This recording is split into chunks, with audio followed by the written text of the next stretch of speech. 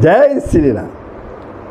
प्रभु, आप सबों ने श्री आनंद रामायण के राज्य कांड का छठा सर्ग के प्रथम भाग में जो प्रसंग सुना वो था छाया सीता का भयानक चंडी रूप धारण कर मुल्कासुर का वध करना,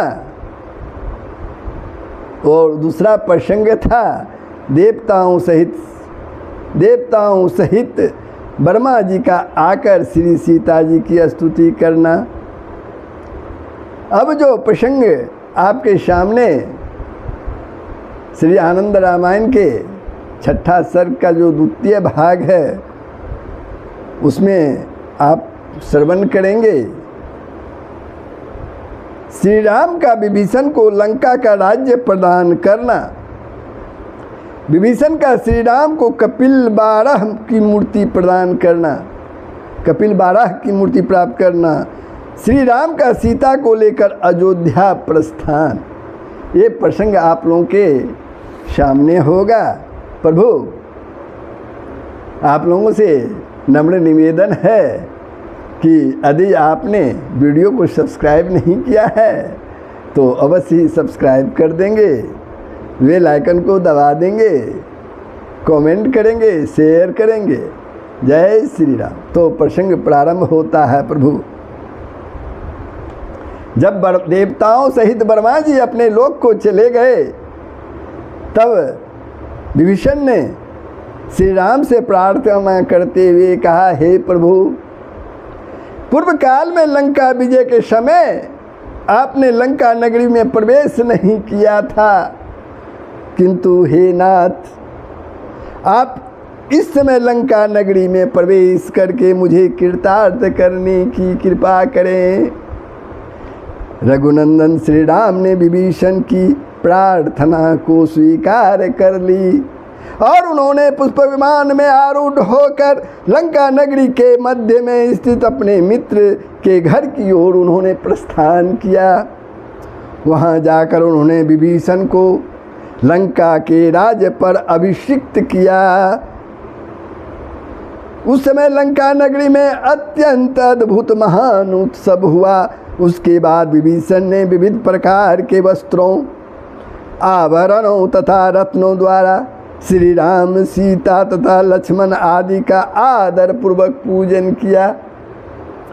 राक्षस राज विभीषण ने अपने सर्वस्व श्री राम को अर्पित कर दिया। विभीषण की सारी संपत्ति से लंका में स्थित जो कपिल बारह की प्रतिमा थी, जिसका रावण ने पूजन किया था, जिसका रावण ने पूजन किया करता था, वह श्री राम को रुचिकर लगी। तब विभीषण ने श्री राम को वह मूर्ति दे दी। पूर्व काल में महर्षि कपिल मुनि ने इस मूर्ति को प्रकट किया था और बहुत समय तक उसकी पूजा की थी। बाद में वह कपिल बारह की प्रतिमा इंद्र को प्राप्त हुई। इंद्र को जीतकर रावण उस मूर्ति को अपने पूरी लंका में ले आया। लंका में रावण ने चिरकाल तक उस मूर्ति की पूजा की। उस पाषाण निर्मित मूर्ति को विभीषण ने श्री राम को प्रदान कर दिया। रघुनंदन श्री राम ने उस मूर्ति को पुष्पक विमान में रख लिया। उसके बाद सीता, श्री राम, देवर, लक्ष्मण आदि एवं कुश आदि बालकों को प्रसन्नतापूर्वक अशोक वाटिका के उस श्रेष्ठ सिसंपा वृक्ष के समीप ले गई। कौन? सीता जी। और उन्होंने श्री राम आदि को दिखाया कि रावण ने मेरा हरण कर मुझे इस स्थान पर रखा था। उसके बाद सीता मैया श्री राम के दाएं हाथ की कनिष्ठा की उंगली को अपने बाएं हाथ से पकड़कर उस अशोक वन के उन स्थानों को घूम घूम कर दिखलाने लगी जहाँ की पूर्व काल में उन्होंने स्नान आदि क्रियाओं को संपन्न किया था। भ्रमण करते करते सीता त्रिजटा के स्थान पर जा पहुँची और उन्होंने विविध प्रकार के वस्त्राभूषणों से त्रिजटा का सत्कार कर उसे संतुष्ट किया। उसके बाद सीता ने श्री राम के समक्ष विभीषण की पत्नी शर्मा से कहा, हे शर्मे, इस त्रिजटा ने पूर्व काल में राक्षसों के अत्याचार से प्रीत मेरी रक्षा की थी। अतः हे शर्मे, जिस प्रकार तुम मुझे माननीय समझती हो उसी प्रकार इसका भी सम्मान करना। ऐसा कहकर सीता ने त्रिजटा के हाथ को शर्मा के हाथ में थमा दिया। उसके बाद सीता श्री राम के साथ धीरे धीरे भ्रमण करते हुए घूमते हुए अपने वास स्थान पर आ गई। इसी समय निकुंभिला आदि अनेक स्थलों को भी उन्होंने दिखाया।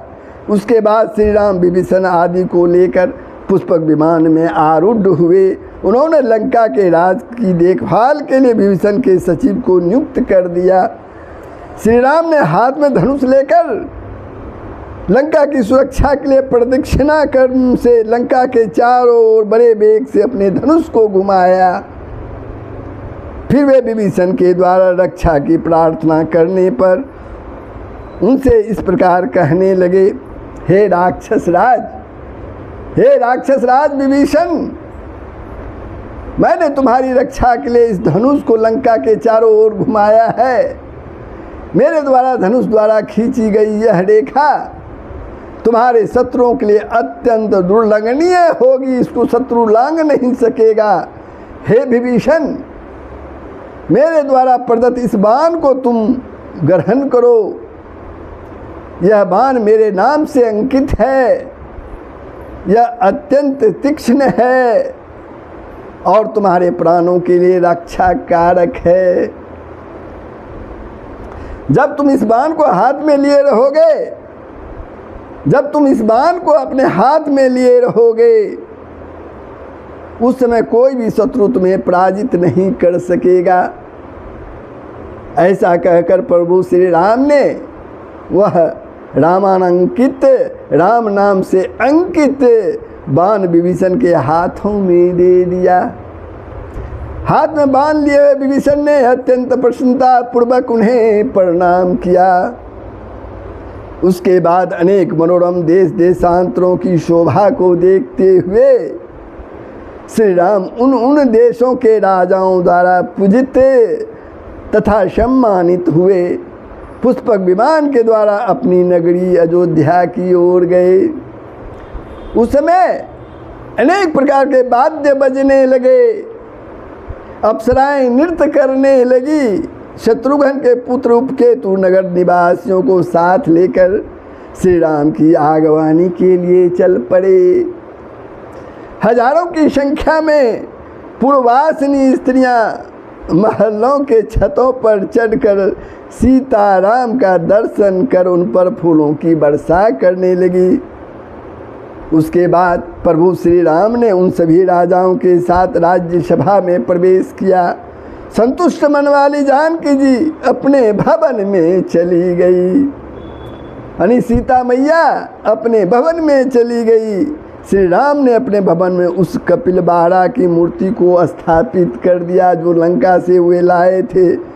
एक दिन प्रसन्न हुए श्री राम ने उस मूर्ति शत्रुघ्न को प्रदान कर दी। प्रसन्न होकर वह मूर्ति जो है प्रभु श्री राम ने शत्रुघ्न को प्रदान कर दी। इधर सीता जी ने पूर्व में जिन यम